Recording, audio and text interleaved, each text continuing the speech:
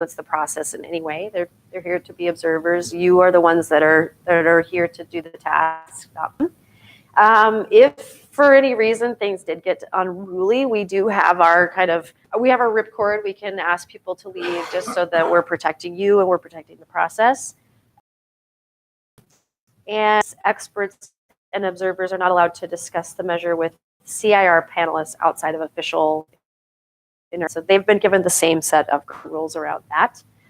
And they actually, there's blue tape, and they actually are not allowed to come inside the blue tape. So they have to there's actually a physical parameter that really kind of helps you all be in this space. And they're allowed to be close enough to listen in, but not invited to interact in that way. And then for everyone, until the close of the review process, there is one staff member who is designated media and information contact, and that is Lynn. That is Robin. That is Robin Teeter. She was introduced earlier, so she will be the media contact. And any requests for information or interviews should be referred to Robin. The first names of all of you, the panelists, will not be made public until the first day of the review, which is today. And any panel member who, in judgment of the project director, who is Lynn, is in consultation with the panel, has not met the ground rules and reasonable standards of conduct will be removed. This is like my least favorite part of the job is all the ground rules, but they really are here for a reason, and we really do take it seriously, and we're here to help protect you in the process. So thanks for following along. Questions about those? Any questions about the rules that Robin just went through? Okay. Well, how about some more?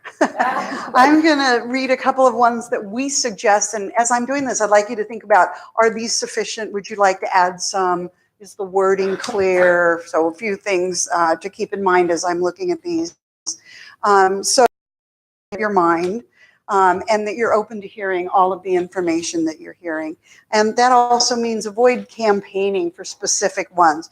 But we have looked at all of them. All of us have looked at all of them in the pro and con side. We're not taking a side in here. We're always learning. And you can stop me at each one if you need to. I keep looking up there. Oh, see, there are pictures for this one. I knew it. I kept looking up there going, there's got to be something. I saw it right there. Listen with care. You want to listen and listen to understand, not to be thinking about what your next point is, but can I hear what's being said, and limiting the interruptions. So wait until somebody's finished with their idea, and then you either turn your nameplate sideways or you raise your hand, but wait until that person is done with their thought or idea. You got one for this one? Yay! Attend all sessions and be attentive. As Robin said, there's plenty of breaks. There's plenty of time to do that. If you must, but as much as possible, be in the room attending to all of the session. Maintain a positive attitude, like our beautiful model up there. Can we assume good intent? When people are saying things that may be contrary to what we're thinking, or maybe they're not saying it particularly well, can we assume good intent and maybe ask questions? I'm not quite sure I understood what you meant by that, and asking questions so people can clarify. Keep focused on the issues at hand. A lot of times, one of the ways we can deflect is we ask questions that aren't quite relevant. So can we keep focus on the most significant issues? Or maybe we're looking at a smaller issue. Can we stay on the biggest, most significant issue? Speak clearly and briefly and share airtime. And that one says, and concisely. So I'll be brief. As much as you can when you have the opportunity to speak. Make the point as fast as clearly and concisely as possible. Participate fully. Participate, try not to dominate, but on the other hand, if you have something to say, we want to hear it. So not silent, not dominating. One clue can be, I've spoken, I'm going to let a couple of other people speak in kindergarten, 3 before me. After I speak, then I wait till a couple of people have spoken if I feel like I'm taking over. Disagree positively, not like this. So the other one, we had an example of what to do. This is an example of what not to do. When you disagree, try to talk about the issue, not the person. Use respectful verbal language. Oh, okay, so I have to model this one. Do not use, I want to be specific on this one, that's why I'm going to read it. Do not use language that disrespects anyone's religion, culture, racial identity, appearance, gender, sexual orientation, and so on. So again, this goes back to responding to the content, not to the person. And the last, well, no, there's not another, I got another page. Use respectful body language. So you want to make sure that your body language also mirrors what you're trying to say.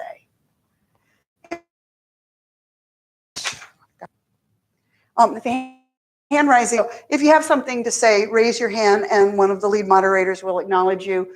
If you see a lot of hands, maybe you want to put the name tag up that says, I don't need to be asked yet, but I'm in the line. When we have our panelists up here, we will we'll start with the nameplate. So you put your nameplate up and wait until one of us acknowledges you. Any questions, comments, new dance steps? Okay. Yeah, well, that's right. You would have new dance steps. Thank you. Great.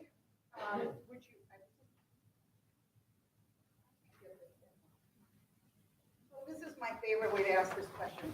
Are there any more questions, or would we like a break? Like a break. Let's take a break. We'll be back at 11:43. 5 minutes. Okay, we'll be back at 5 plus 43. 48. Oh, 11:50. 5 minutes. 7.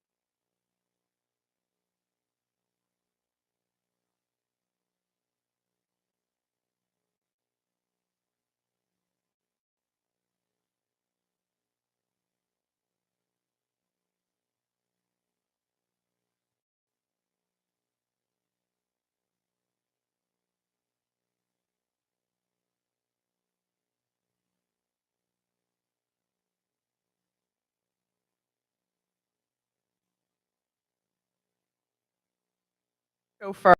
I am also the executive director of the Davenport Institute at Pepperdine University. But when you work for nonprofit organizations, you kind of get to wear all the hats. So glad you all made it. Glad I found you at the airport for those of you I picked up, and that those of you I missed still made it in. So thank you. I'm going to just very quickly go through the way that the initiative process works here in California. For some of you, this may be very familiar territory. For some of you, this may be brand new. For some of you, you may kind of have an idea about it, and then this will be interesting to be like, oh, that's what I've been doing for the last several years. So we're just going to go kind of quickly through it. So the history of the initiative process in California, and this is true in most of the country, sprang out of really an era of corrupt government at the end of the 19th and early 20th centuries. So if you think Tammany Hall, and that wasn't California, but that kind of a scene, these political machines. In California, it really was a direct result of the railroad lobbies, who pretty much owned Sacramento at the time. And at the beginning of the 20th century, there was a huge push for reform and a sense of we're not being able to get the people into office that we want to get into office, so we're just going to take over making the laws. And through the progressive movement, same movement that brought Teddy Roosevelt into national office, here in California, it brought Hiram Johnson to be governor. And he became governor with really this promise of direct democracy. So 3 major things that came out of that process were the initiative, which is what we're talking about here. It's an opportunity for citizens to actually propose legislation, pass it, completely bypass the House and Assembly. The referendum, which allows citizens to say, hey, we don't really like what the House and we respond to it. And those of you who were part of California, who were still in California back at the early part of this century, may remember our last gubernatorial recall election that was like however many gubernatorial names on the ballot. So those kind of all came as a package. But the initiative process really became the beloved institution of California local government. So I'm going to push this the right direction. Yes. Oh, and I skipped this, so we already did that. We were the 10th state to adopt the initiative and have been the most active state in using it since then. So we passed just 3 measures in 1910, right after it passed, or 1912, put the wrong date on there. In 2016, so our last presidential election, there were 17. Do you guys remember the ballot book for that one? It was like 75 pages long. This year, there were 12 that were qualified, and then the Supreme Court threw out the 3 Californias. So there's 11 on the ballot this year. Lynn already mentioned this, but large majorities of Californians support the initiative process. It's the most popular institution, gets way higher marks than the legislature, than the governor, even the local governments. People really like the initiative process. However, as Lynn also mentioned, there is concern that it's confusing, that it can be captured by special interests. And so that can lead to some interesting challenges, partially because California, as I mentioned, it's the most active state when it comes to the initiative process. And we also have, I put up here California particulars.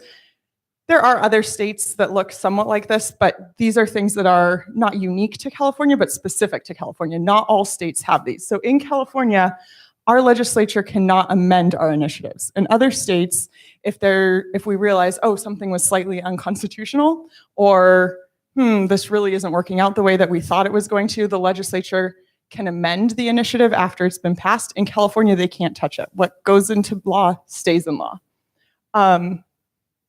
Apparently I put this on. Sorry guys, I was finishing this up really late last night. So there are 12 this year. 1 was thrown out by the Supreme Court. I already said that. In California, the initiative process is used to make major policy decisions. That's not necessarily true everywhere, but we have made decisions about education spending. There's actually a minimum amount of the budget that has to be spent on education per an initiative that was passed by the citizens. We instituted term limits by initiative, not through the legislature. We did the Citizens Redistricting Commission, which functions a little bit the way that you guys are functioning for this, but it's a group of citizens that comes together, determines where our state legislative districts are going to be drawn. That was passed by initiative. So we do big things through the initiative process. Also the top 2 primary. The one kind of thrust behind all of this is that the initiative process, because it can do big things, because it's popular, because it works in terms of you actually can make things law, it becomes a very expensive proposition. So more money is spent on initiative campaigns in California than any other state by far. We have by far the most expensive. So since 2000, more than $2 billion has been spent on initiative campaigns. There are multiple campaigns that have spent like over $100 million on the campaign for one initiative. So it's expensive. In the 2016 election that had 17 initiatives on the ballot, 4 of those initiatives received more than 75% of the spending on them from outside the state of California. So special interests in other states actually spent money on it. So that's kind of the complex situation in which you have this very beloved thing that also has some unique challenges in California. So how it works, and there is actually an outline of this, I think it's later in your thing, so you can come back and review it when it's right before the text of the initiative itself. But the first thing that happens for the initiative process is someone writes, and the people who write the proposed law are whoever wants to pass it. They can, in some states, this is also not unique to California, but in California, anyone can write an initiative. In some states, you actually have to have some legal, you have to have a lawyer review it. In California, you can have a lawyer review it, but you don't have to. Usually they do. The Attorney General then gives it a title and summary, and then it gets circulated for signatures. So probably everyone's had the experience of walking into a grocery store and having the people with the clipboard standing there asking you to sign something quickly. That collection of signatures is what actually qualifies something to go on the ballot. So for an initiative, now there's 2 kinds of initiatives too. There's a statutory initiative, which Prop 10 is, and then there's constitutional amendments. So everything I'm talking about here is for the statutory. For constitutional amendments, there's a higher threshold for some things. But for a statutory initiative like Prop 10, it has to receive a number of signatures equal to 5% of the votes cast for the last gubernatorial election. So right now it's somewhat north of 300,000. So of a state with, 58 million people, you need to get 5% of who voted, not of the registered voters, but of actual votes cast in the last election. And then the signatures have to be certified. So it's actually more than that, because once the signatures are there, they have to make sure, is this person a registered voter? Are there any duplicate signatures? Is their writing legible enough that we know who they are? Not their signature, obviously, but their printed writing. And then, and this is actually new, this is one of the few things that has changed, when 25% of those are gathered, it goes to the Senate and the Assembly, and they hold a series of public hearings. And they're required to hold public hearings on initiatives just like they would for any other law. They hear expert testimony, people can come in and listen to them, the legislature can deliberate around them. The legislature cannot change anything about the initiative, and the legislature cannot prevent an initiative from going to ballot.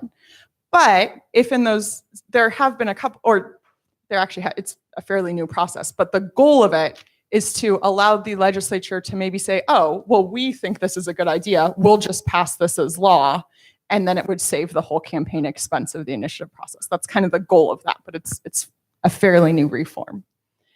And then at that point, if the campaign meets all of the deadlines, gets the signatures, then it goes on the ballot. And on election day, which may be June or November, we have initiatives in both elections, it is passed or rejected. So right now, 33% of the initiatives that have been proposed in California have been passed. So you've got 67% of them fail. That's actually a pretty high passage rate for an initiative process. California has a pretty high passing rate. So going back to kind of this challenge that we face of this is a beloved institution with some really big complications, there have been a number of efforts at reform, but really not much has changed since the initiative came into law over 100 years ago. What's listed up here are a couple fairly recent efforts that change. There was an effort. So when signature gatherers are gathering signatures, you pay people, usually, they can be volunteers, but often they're paid to stand in front of the grocery store and collect signatures. And they're often paid per signature collected. So a few years ago, there was a group of people that said, this doesn't really seem great. So they petitioned the legislature to say, let's make it so that they're not paid per signature. So they don't have that incentive to just collect signatures for the sake of collecting signatures.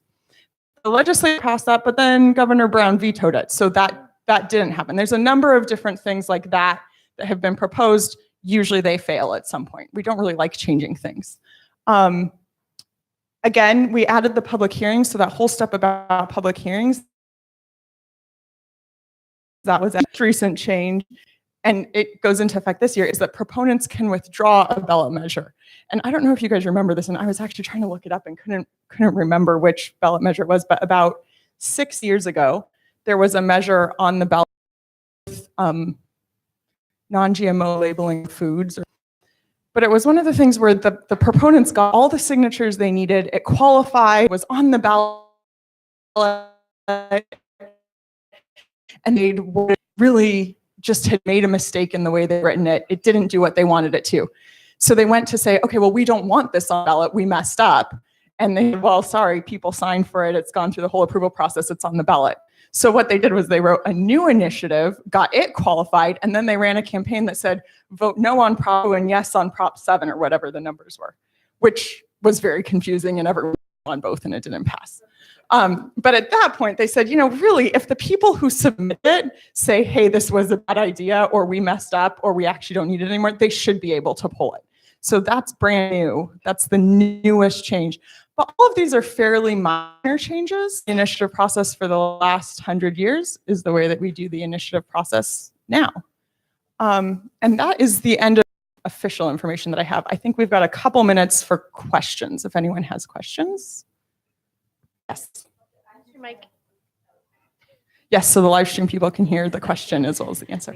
Just out of curiosity, I was wondering if you find more propositions presidential election. So if they only have to have 5% of the population represented for their number of signatures, and then knowing that the next year is a presidential election when more people vote. Right. So generally the answer is this. There's actually huge variations in the number of ballot measures that are on the ballot every year. Certainly the November ballot, June ballot, because turnout's higher. Exactly. You have to have the signatures and then you want people to actually vote for it. So in general, the turnout before a presidential will be more ballot measures. Like 2016, again, that was kind of groundbreaking. 17 is a little ridiculous. But also midterm elections. So like this year, there's not a presidential election, but there's a lot of congressional, well, there's all the congressional and a lot of Senate seats in different parts of the country. There's a lot of media attention being given to stuff. It is a gubernatorial election this year. So we're going off the last voter turnout for the gubernatorial election. So all of that impacts how many our propositions are on. There are very rarely too many propositions in the off years. Elections, there's quite a few, and then presidential elections. So yeah. Any other questions? Michael, and can someone hand a microphone over there?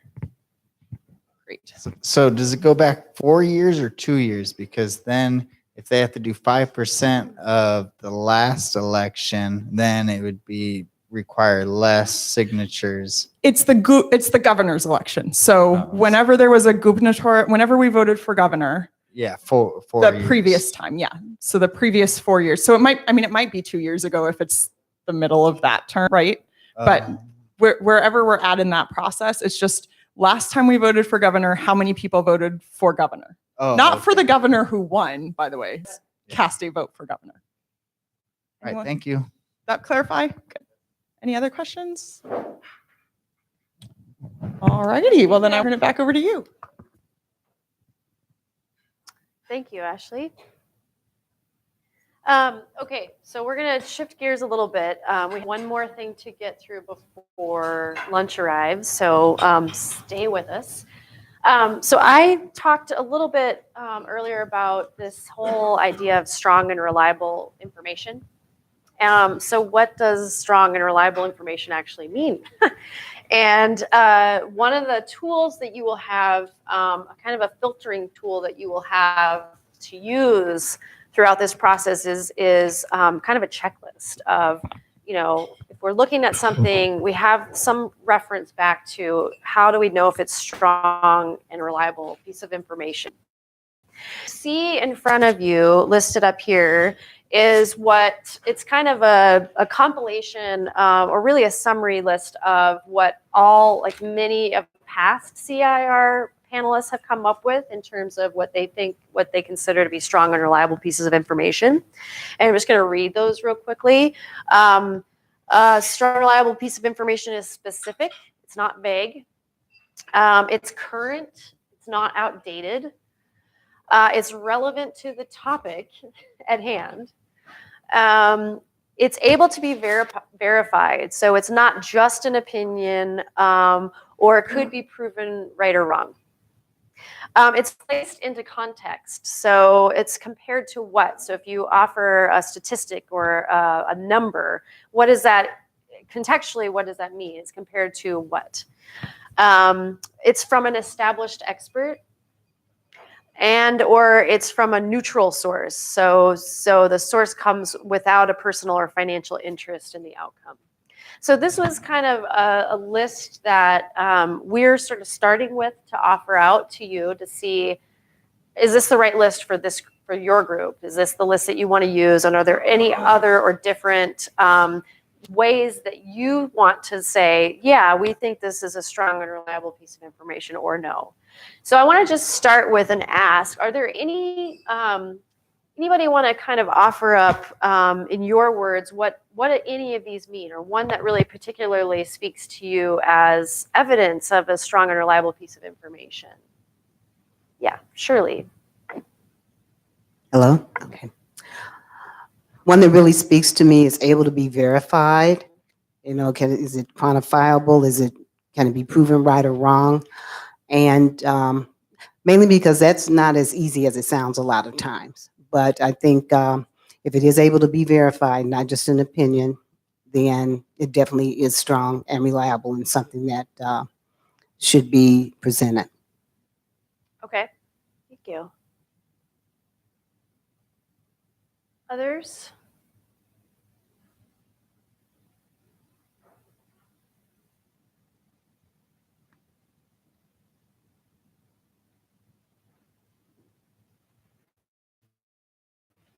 Or do you know what they might mean? And this is really an opportunity for you to kind of help each other talk about what reliable information means. How do you know if it's strong and reliable? Any?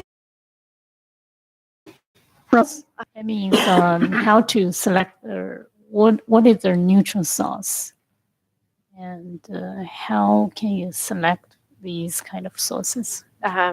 So what is a neutral source, and how do you actually choose? How do you know if it's a neutral source?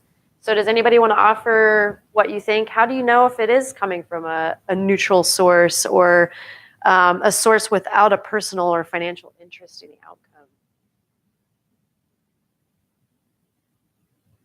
Is that a difficult one for folks?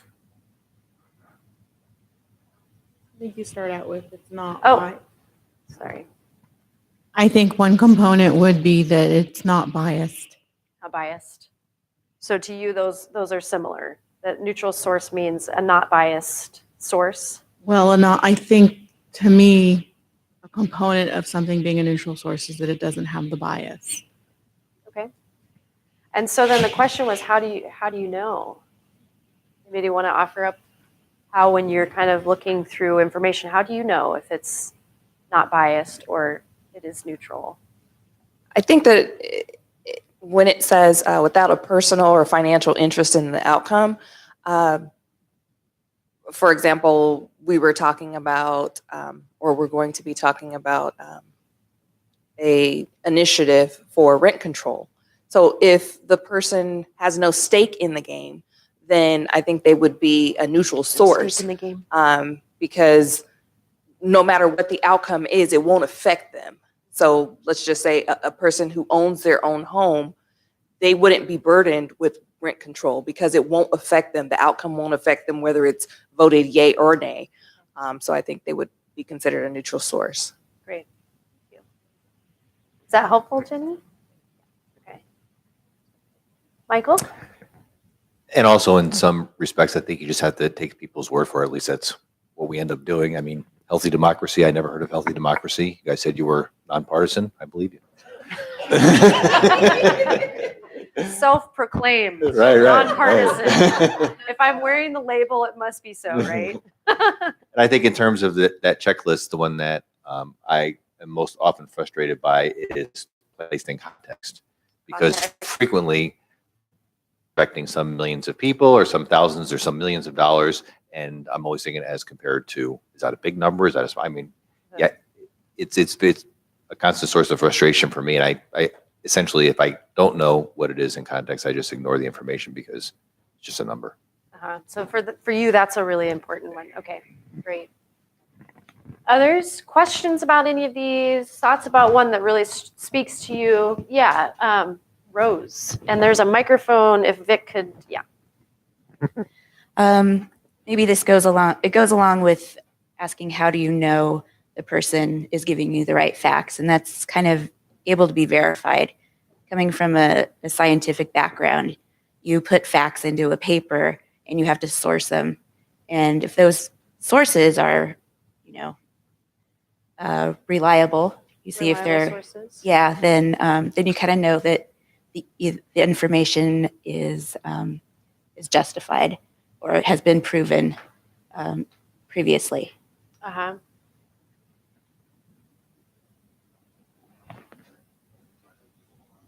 Okay, just a moment. We are not signing out. Just a second. Um, Let me get And you us signed said back it's been in. proven more than once. Is that what you said? It doesn't have to be exact, but I was just, we want to get some of the words up that you. Okay. Not necessarily proven over and over, because sometimes there just hasn't been research in a certain area before. It's completely new. Yeah. But in having the source written there, where did you get your information from? What survey it was, or what population it was, really helps to kind of determine if it's a real number or just one that kind of they got out of the air or used a very biased source. You know where the information came from. Yeah. Great. Thank you. Yes, Laura. So the part where it says current and not outdated information, I just wanted to clarify, are we still considering some of the history for past events as well? Because when you talk about placing something in a context, particularly with economics, I think that there is some history that might be relevant to it that should be considered. Mm-hmm. So includes historic information as well. Do anybody want to share thoughts about this one? The current, not outdated. Is it important to folks to have this one up there? Why?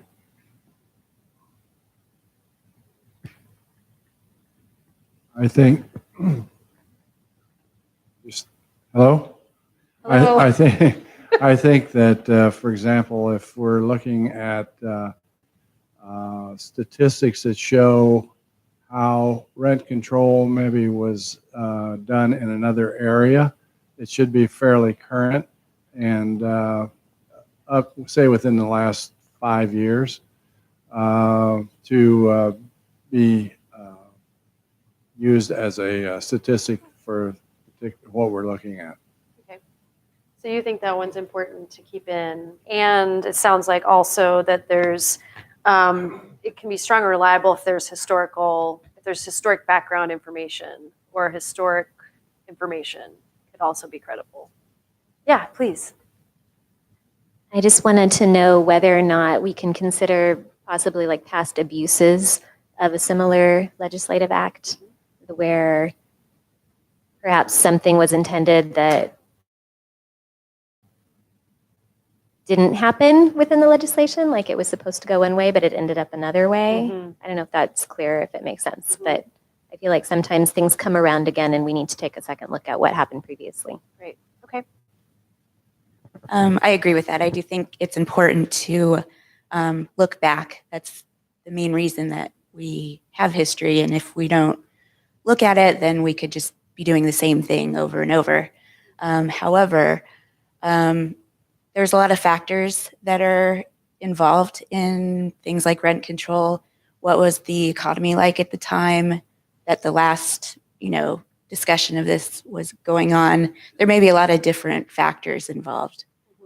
So maybe that context piece is still important to consider. Yeah, the relevancy of, like 2008 was, a hard time for some people. And, our economy is getting boosted again. So it would be a different context if we compared the two. Okay. Stanley, were you trying to get in the queue? Okay.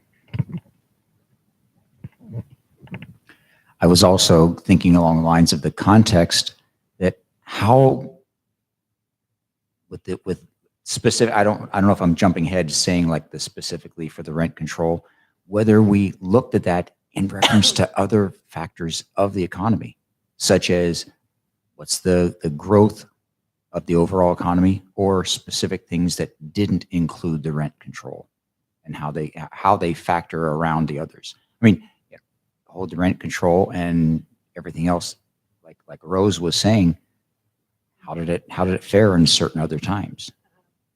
Okay, so the contextual piece again. So I think we may have touched on all of these, except for relevant to the topic. Is that an obvious one? Is that one that's important or not important to you to consider as a strong and reliable? I'm seeing heads nodding. Yes, it is important to make sure that it stays focused on the topic at hand. It's relevant to the topic. So this is, and just to kind of add a little bit more to how you can use this and it's pretty common to hear through these different conversations that you might be considering a piece of information. You may go through this list and say, well, it's specific. Yes, okay, it is specific. I can verify where this information came from, and it's from an established expert, so all of that is true. I don't know if it's relevant. I don't see the relevance to the topic, or maybe it's not coming from a neutral source. So you're probably going to be faced with that. You're going to be looking at things that maybe fit some of the criteria, but not all of the criteria, and you're going to have to just sort of do your good work to figure out, is it strong and reliable enough? Does it pass enough of this checklist for us to say, we think it's strong and reliable enough that we will consider this to pass on to the voters. And we'll be going through that filtering process more than once. So it won't be one time you look at a piece of information and say, check, check, check, check, check, or no, no, no, no, no. And then you just set it aside or you move it in, and then it just becomes part of your statement, or it doesn't. We'll go through sort of an iterative or a process where you'll get to kind of revisit these things a few times. And as I mentioned earlier, you'll also have an opportunity to help kind of shape the wording around a claim or a piece of information so that it gets to a level of strong and reliable. Or at the end, you say it's strong and reliable enough for us to pass this on. Because you'll have much more information to consider than what you have room for in your statement. And so this is one way for you to be able to filter through that and come to some conclusions about, yes, it probably is worth passing on, or it is just not worth passing on. So I just want to do kind of a check to see, and we'll take some of the words that you offered. I'm going to observe that it sounds like all of these are worth kind of keeping on your checklist. In some way, you'll want to kind of go through these. I didn't hear any that said that doesn't seem like important. recognizing that there's a sort of an added one maybe that also it can consider historic and the past. And so we'll try to get that in there so that you don't actually lose that ability to kind of look at some of the past information. But I also heard that that's important to set it in context. So you're looking at those comparisons in a way that's sort through it if it is strong and reliable, and if it's worth kind of looking at that piece of information to help the voters decide on this particular proposition. So with your permission, we'll sort of take this list, adapt it a little bit with some of the words that were offered in this conversation, and then we'll print that out, and you'll have that as kind of your checklist going forward. Does that work for everybody? You were just going to copy it down, okay? And that we've kind of had that experience with a few of these CIRs. Any questions, or is there anything up there yet that you still have some questions about what it means or uncertain about, or any additional things to add to the checklist that we haven't talked about yet? Michael. Do you put a cost factor? Is it going to improve the economy or take away or cost money? Or is it going to make the taxpayers money or cost the taxpayer money? Is that going to be in there? So can I talk about what do voters want to know? Okay, so there's actually another kind of filtering way that we're going to invite you to think through what you want to include in the statement. It's not just, is it strong and reliable? That's pretty important, that you feel confident that's a strong and reliable piece of information.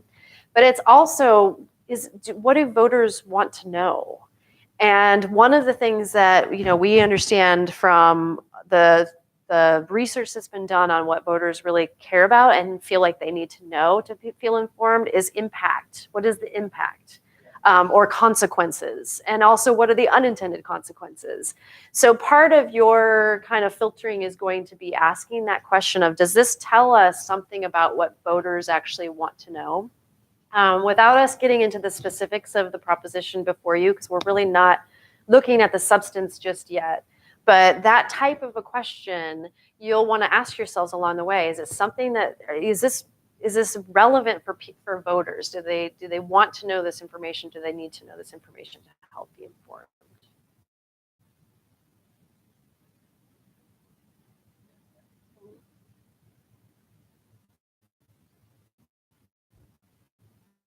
Lynn? So can I just jump in really fast? So I feel like if our additions that the panel wants to make to this list can be in session rather than, I would feel uncomfortable doing that out of session. Okay, great. So do we want to add one about the history? Looking at Laura, since you offered that idea. I don't know that I feel like we need to add it. I think I just wanted to clarify that I'm allowed to consider it. Okay. So maybe we add their current to the current one. Do you want us to put something in there that says can also consider history? Relevant history. Can also consider relevant history. So if we can just add that real time, we'll just add that up there and make sure that you can see it.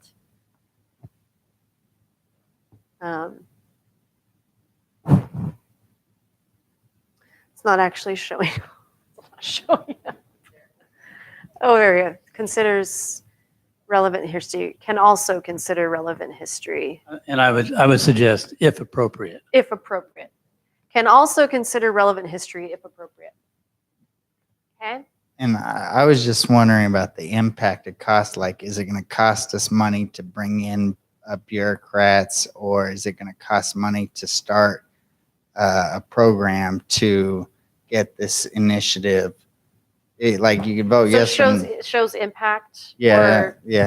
Or financial impact is more what I'm kind of concerned about too. Like, okay, so maybe we could say under the relevant to the topic, something about, for example, it shows financial impact Yeah, because Okay. if you have rent Can we just add control, that up there and see if that works? for you're you? gonna need bureaucrats. Okay. Okay, we'll just see if we'll get that up there. Stanley, microphone for Stanley.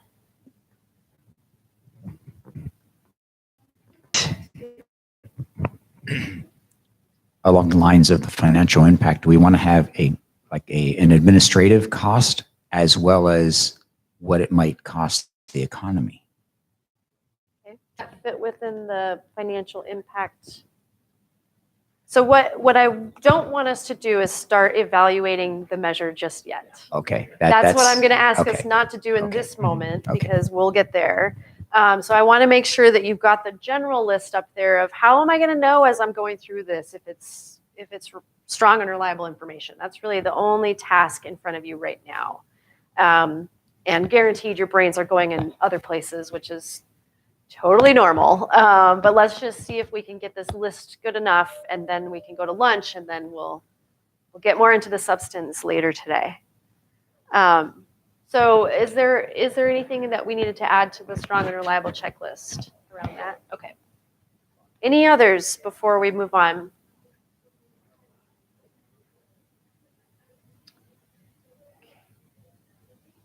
Just want to double check on this neutral source, no bias, no stake in the game. So we might want to add that under the parenth for from a neutral source, no bias, no stake in the game. And then the relevant, the context. Somebody said relevancy time factors. And that kind of gets at your, okay. And then the one other thing I heard, I think it was from you, Rose, was that the reliable source is a cited. So it's really cited. So can we add that to, where was that? And from able to be, let's just say able to be verified. And then it said cited source. Would that kind of go along also with the established expert option? Good. Okay. So also with the established expert, cited source.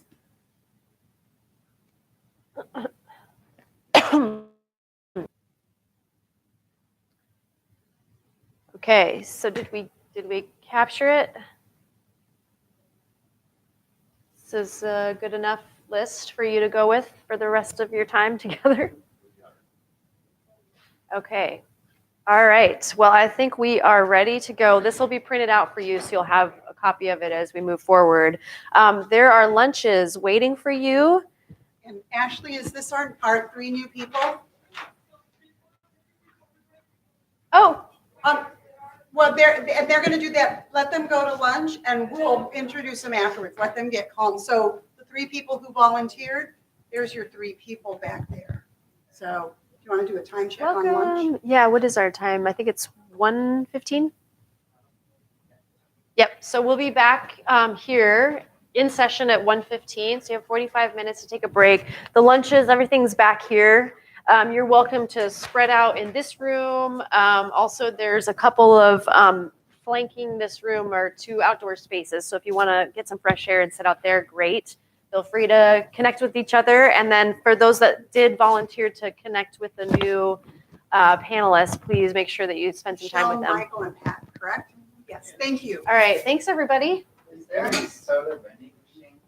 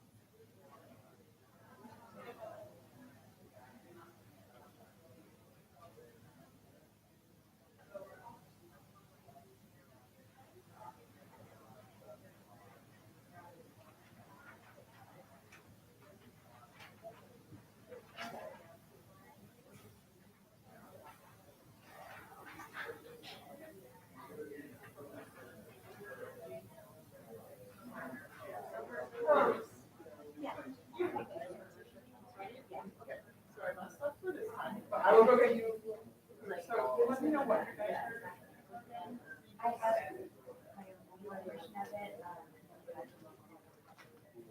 Okay, so do you want us to bring up like?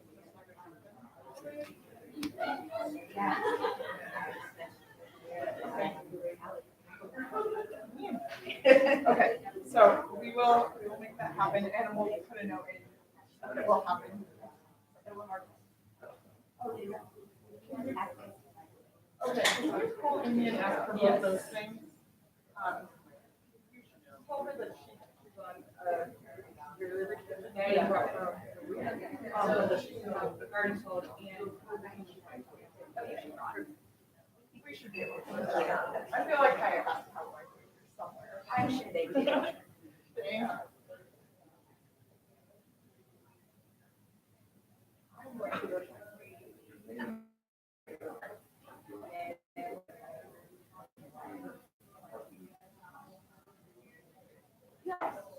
No, I don't. Robin was working. So, the Robin.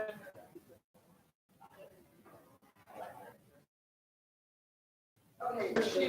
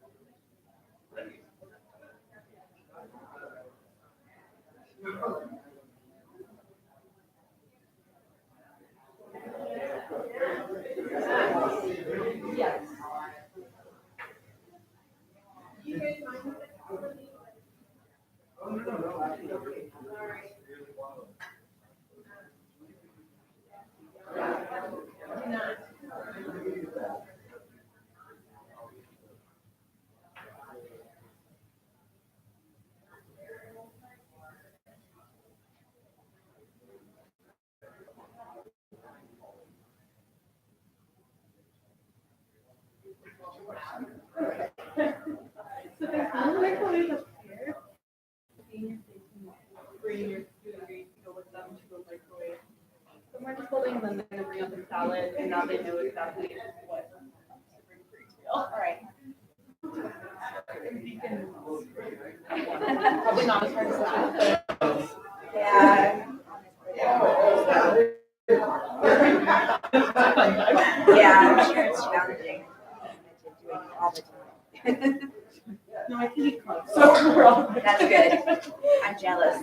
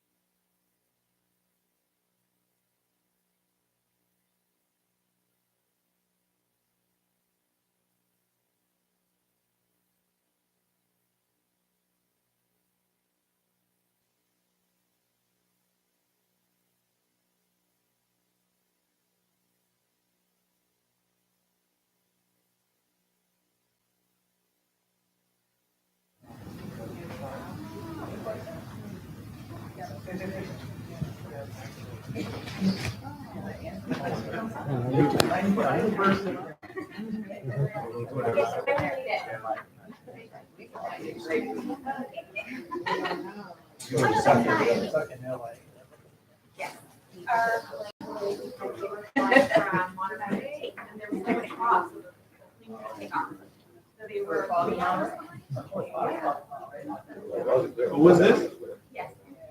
What airline? They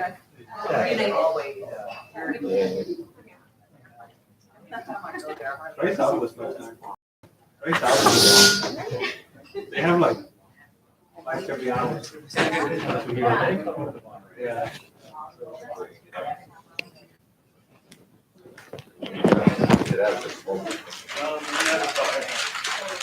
Can you raise your hand if you're not back? Just checking to make sure we were all here.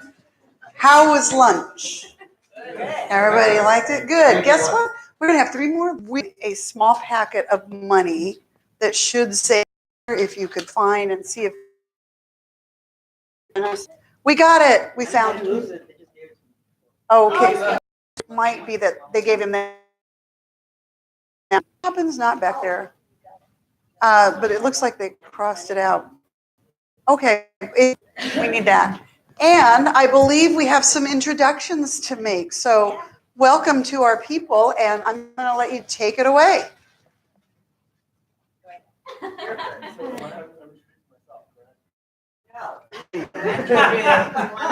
And need the microphone and think of it as an ice cream cone, your flavor choice. Hi, everyone. My name is Tim, and this is Dennis over here. We met at the airport. He works in a kitchen. He is missing work to be here, and he's also from Los Angeles. It's his first time here in Sacramento. Welcome. Hello, everyone. My name is Dennis, and I met Tim and Myra at the airport. So 3 things about Myra is, just like me and Tim, it's our first time here in Sacramento. The second thing is, because she had to work Monday, Tuesday, Wednesday, she had to cram 5 days work into 3 days, which is not easy. Yeah, it's not fun and not easy. And the third thing I learned about her is that she's a smart shopper, because I looked up the price for Uber and she was like, wait, let's compare it to Lyft. By how much of a difference was it? Maybe a few dollars? And went with the Lyft one. So she got the Lyft for us 3, and so she's a smart shopper. CIR, thanks you for that. Do you have a microphone over there? Yes. Use them both. Okay, so I met Tim and Dennis at the airport. And 3 things about Tim are that he's from West Hollywood, which is a really fun place if you ever get a chance to go. Again, like the both of us, he is also here in Sacramento for the very first time, and he works for a councilman in Reseda. So that's pretty cool. Thank you. So the 3 of you got brought up to speed, I hope. Do you have any questions after having lunch and that brief bringing up to speed? Ready to go? So thank you, Pat, Michelle, and Michael for doing that for us. So this afternoon we're out in small groups and we're going to do a practice session with a simulation. And we're going to do this by getting into groups. We're going to have 4 groups. And we'll have our own. We're going to have 4 groups. We're going to have California, Citizens, Initiative, you. Okay?